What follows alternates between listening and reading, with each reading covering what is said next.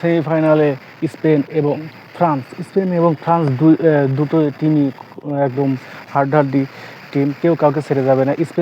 Spain সম্বন্ধে বা France সম্বন্ধে কারো ধারণা মানে অজানা কিছু নেই।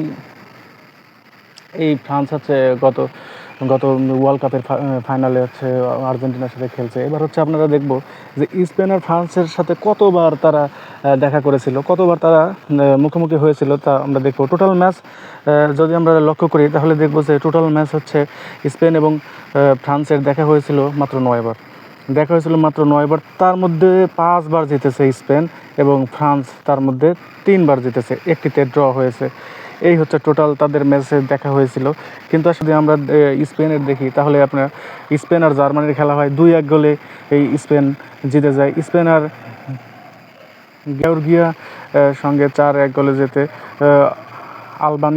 আলবানিয়া স্পেন 1-0 গোলে যেতে, স্পেন ইতালির খেলায় হচ্ছে স্পেন 1-0 গোলে যেতে, স্পেন ক্রোয়েশিয়ার সাথে 3-0 গোলে যেতে। মানে স্পেনের লাস্ট 5 ম্যাচেই 5টিতেই জয়লাভ করে। আসলে স্পেনের এবারের টিম একদম ভয়ঙ্কর টিম। তবে ফ্রান্সের যদি তুলনামূলক 9 ম্যাচে স্পেন 5টা জিতেছে তা ঠিক, কিন্তু ফ্রান্স আর আগের মতো নয়। ফ্রান্স কিন্তু অনেক ভয়ঙ্কর টিম। এমবাপ্পে আসার পর থেকে ফ্রান্সের ধরেন যে অনেক শক্তি বেড়ে গেছে।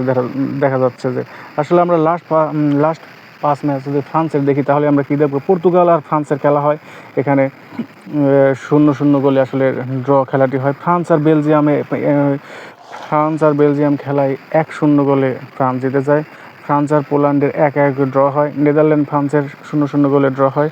অস্ট্রেলিয়া আর ফ্রান্স 1টি গোলে মাত্র জয়লাভ করে। তার মানে লাস্ট 5 ম্যাচ যদি আমরা ফ্রান্সের দেখি তাহলে লাস্ট 5 ম্যাচে 2টিতে মাত্র জয়লাভ করেছে এবং 3টিতে ড্রয়, আর কোনোটি হারেনি। কিন্তু এই স্পেন যদি দেখা যায় লাস্ট 5 ম্যাচে লাস্ট 5টিতেই জয়লাভ করেছে। আসলে ফ্রান্স আর স্পেন দুর্বল নয়, যেহেতু স্পেন একটি শক্তিশালী টিমকে হারিয়েই এই সেমিফাইনালে উঠেছে। ইউরো কাপের সেমিফাইনালে যাওয়া তো আর দেখেন যে আসলে মূলত আসলে বিষয় হচ্ছে যে স্পেন জার্মানি যখন খেলা হয়েছে আমরা দেখেছি যে এই 5/7/2024 সালে স্পেন জার্মানিতে 2-1 গোলে স্পেন জিতে যায়। সেক্ষেত্রে আসলে সেমিফাইনালে কী হতে চলেছে, আমার তো মনে হচ্ছে যে স্পেন নিশ্চিত ফাইনালে চলে যাবে ইউরো কাপে।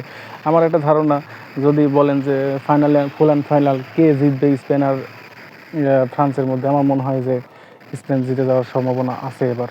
আসলে তাদের যদি আমরা লাস্ট ম্যাচ দেখি, আসলে তাদের যে লাস্ট দেখা হয়েছিল স্পেন আর ফ্রান্সের যে লাস্ট দেখা হয়েছিল সেটা হচ্ছে 11-10-2021 সালে।